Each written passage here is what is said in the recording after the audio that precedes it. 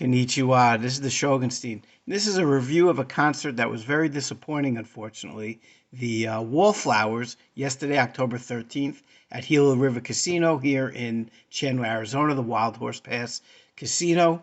And I was really looking forward to this concert. The Wallflowers were one of my favorite bands of the mid to late 1990s.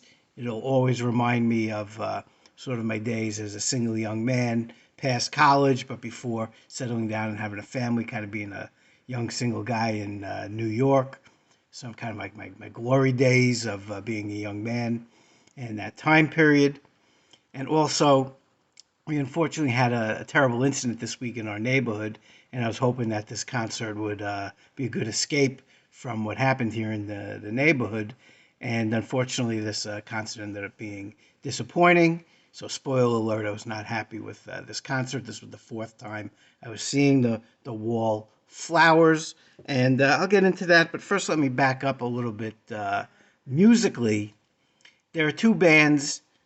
I've listened to music since I was a very, very little kid, but there have been two bands I've been listening to my whole life and haven't stopped. That's The Who and Pete Townsend solo attached to that, and Delamitri. And I've talked about that in other videos. However, there are other bands and things that I've listened to at various points in my life that kind of represent various points in my life.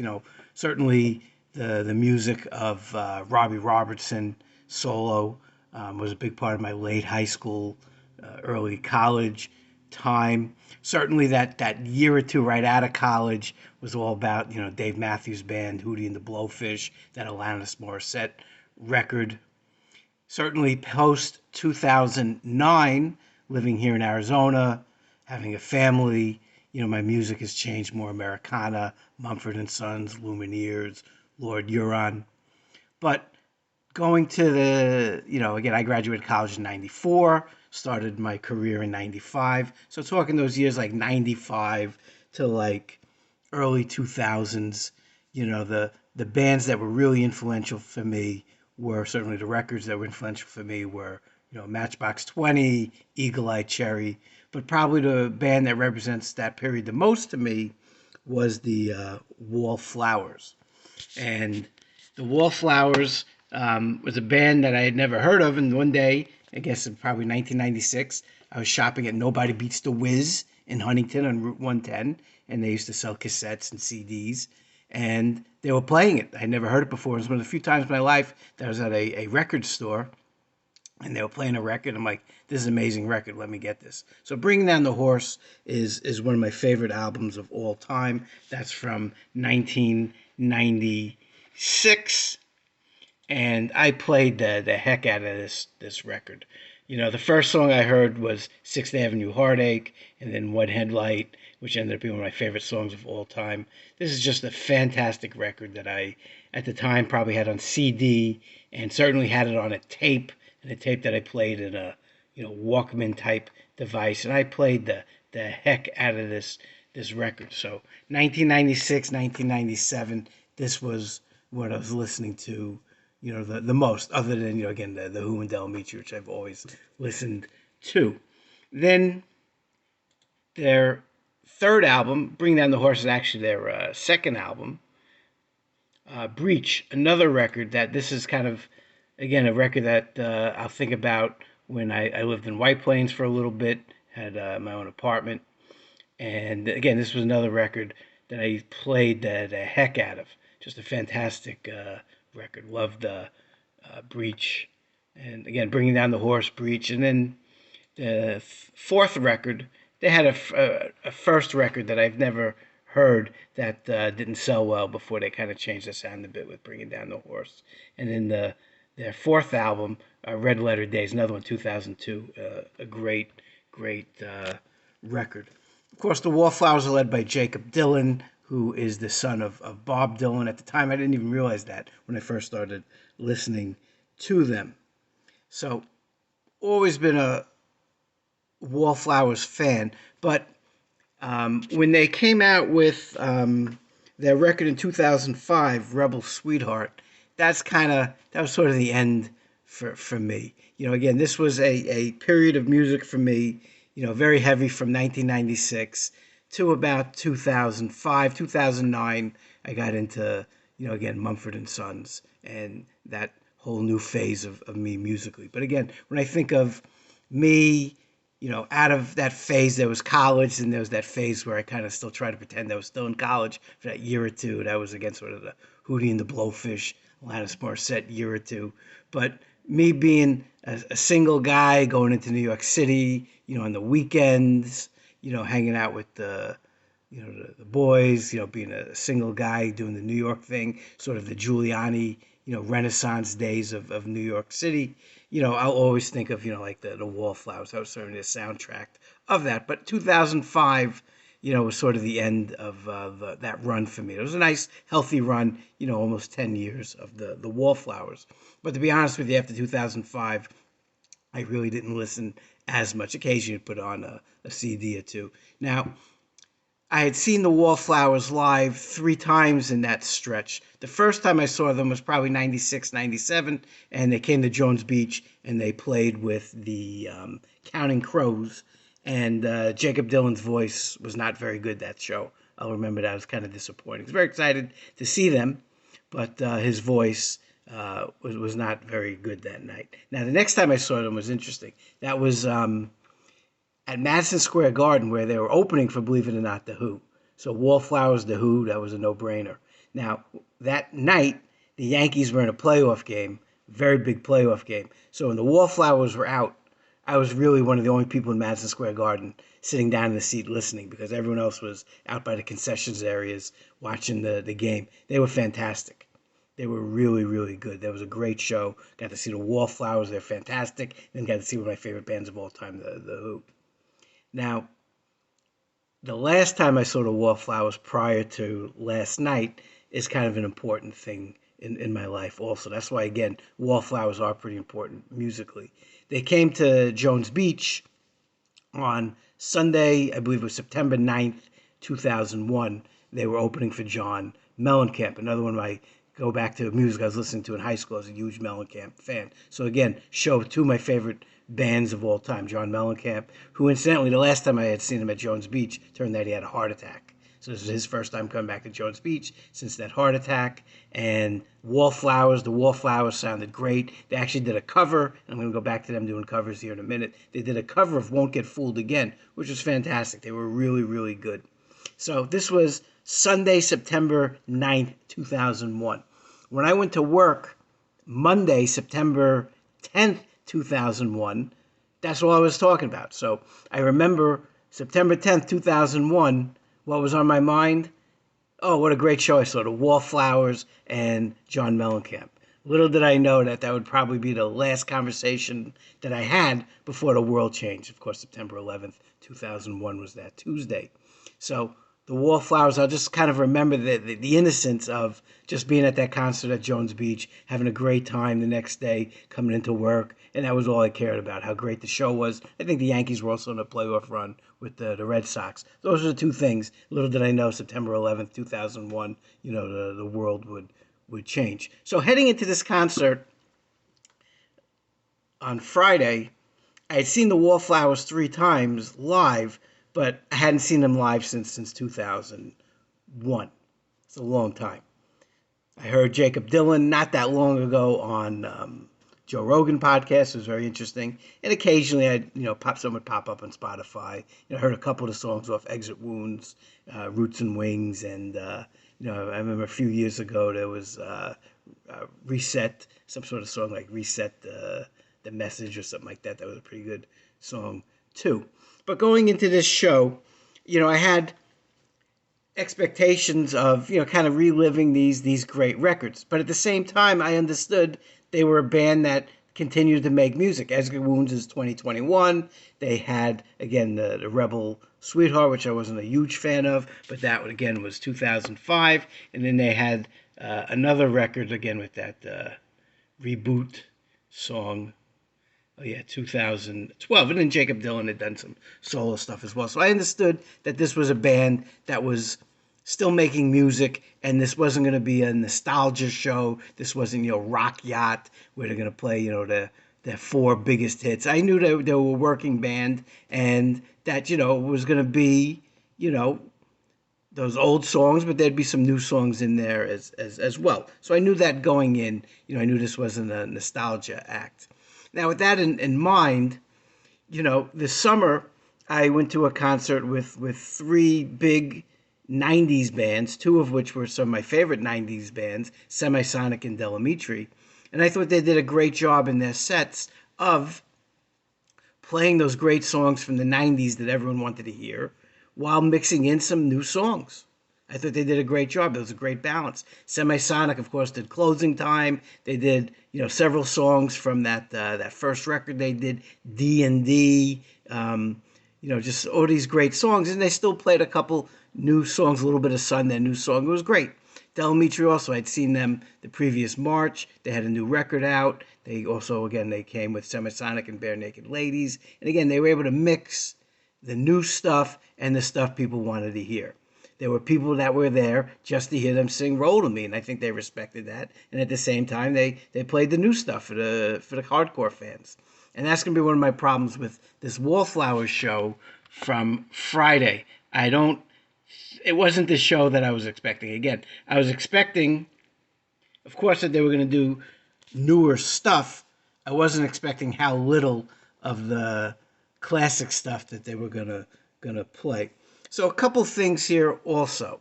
One, I was very excited because the seats were right up. It was a small little theater at the Gila River, and I was up pretty close. The sound in the place sounded good. The opening band, so I had high hopes.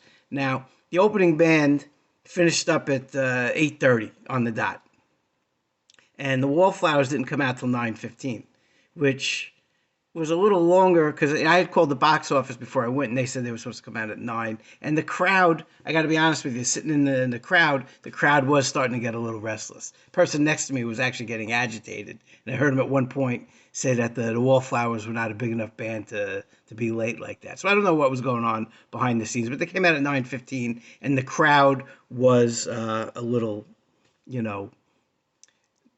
unhappy with the delay. But they came out. They got, people were very excited when they came out. And as you can tell from the set list, and here's one of the issues that I had with this show. 6 of the first 8 songs were from their 2021 record. So that's a whole nother thing.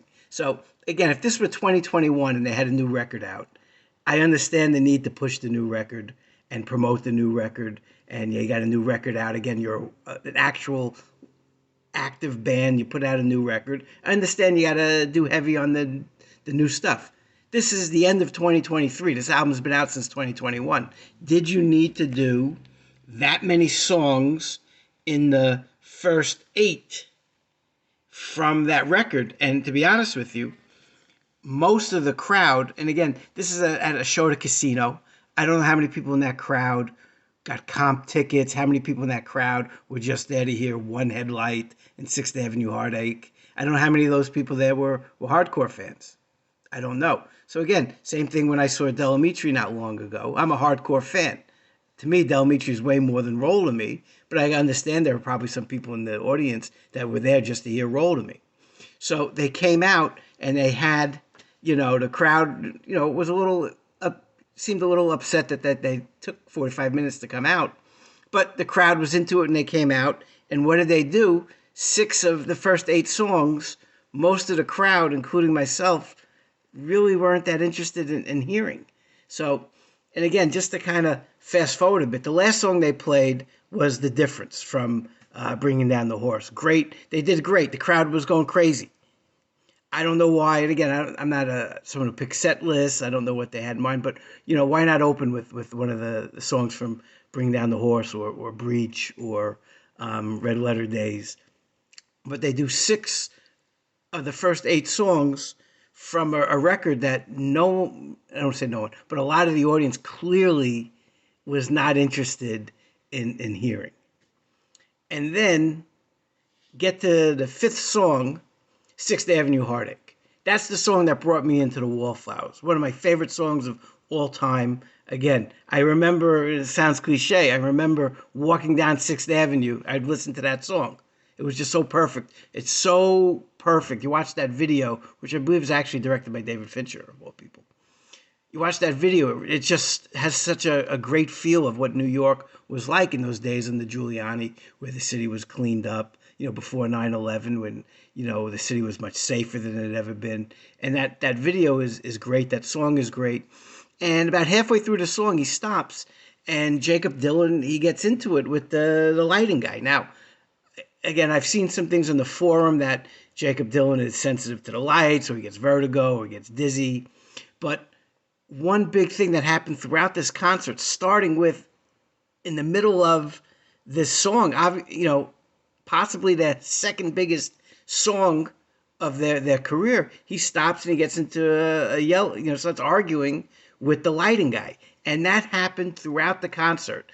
And again, I don't know much about lighting, and, the lighting guy might have been completely in the wrong, but I don't know. Don't they take care of this before the show? Don't they rehearse? I don't know. But throughout the show, there was this, Jakob Dylan, angry at the lighting guy, and, stopping songs and in between songs, get into an argument with the lighting guy. And that just kind of took us out of the concert. So there were two things going on that really took me, and I felt a good chunk of the audience, out of the show.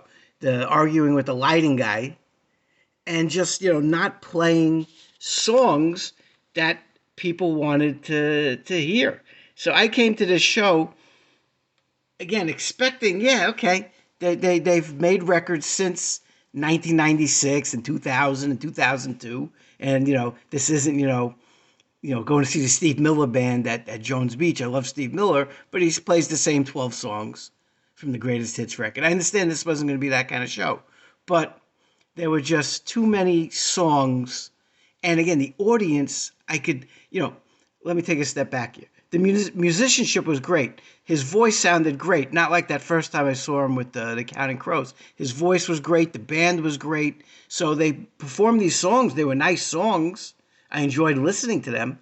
But I came to this show hoping to hear these great songs from those first three, more of those songs. Again, not a whole show of Bringing Down the Horse and Red Letter Days, but certainly, not 6 of the first 8 songs being from a record that, came out in 2021. And again, they could have, I think, if they had opened with something, Three Marlenas, Angel on My Bike, any of those songs, I think it could have been a much better. They could have had, I think they lost the audience from the get-go. I guess that's what I'm getting at. I felt like they lost the audience from the beginning, and then the argument with the lighting guy just made things worse. Highlights, though, they did Baby Bird, which is a hidden track at the end of Breach that comes on a few minutes after the song. I think it's called Birdcage. And oh my God, that was not something I was expecting. If they had asked me, if I'd run into Jakob Dylan in the casino, and he said, "Hey, what's a deep track you'd want to hear?" That's probably what I said. I said, "Hey, could you play that kind of hidden track at the end of Breach?" They actually did play it. So I want to, I got to throw that in there. And again, their version of, One Headlight that they did, when he played Sixth Avenue Heartache when he was with the lighting guy, they were good. The covers he did, and here's the other thing. He did the covers. He did 2 Tom Petty. He did a Cat Stevens. He did a Van Morrison. They did 4 covers. So of a total of 21 songs, 4 were covers. And again, when I saw them with Mellencamp, they did a great cover of, Won't Get Fooled Again. So I'm not against covers, but they have so many good songs of their own that they didn't play. So that's what gets me. When you don't play some of your good songs, some of your classic songs to do, and I love Tom Petty, but I didn't come to hear Tom Petty covers. I love Van Morrison. Van Morrison is one of my favorite artists of all time. I didn't come to hear, Into the Mystic. There were so many songs of theirs that I would have liked to have seen instead of four covers. So in the end, this was I was hoping, again, 2 things out of this concert. One, just to kind of forget about what happened here on my block, unfortunately, this week. And also just to kind of relive those glory days of the late 1990s and unfortunately that just didn't happen. Again, the audience, people were walking out. That's what, before they even played One Headlight, there were people walking out. And again, I heard people behind me complaining about the show. The people next to me were complaining about the show. Again, the songs I didn't know from the Exit Wounds record, yeah, they sounded great. They were nice songs. But again, that's not what I drove an hour to go here. So very disappointing experience. Again, great band. They sounded great. I just, maybe work out stuff with the lighting before the show, and then know the audience. The audience was there, I think, to hear a lot more of your songs, not covers, and more songs from those earlier records. And again, 6 of 8 from a 2021 record that probably most people in the crowd hadn't heard or weren't interested in. Not a way to hook the audience. So disappointing experience. Sad to say. This is the Shogunstein out.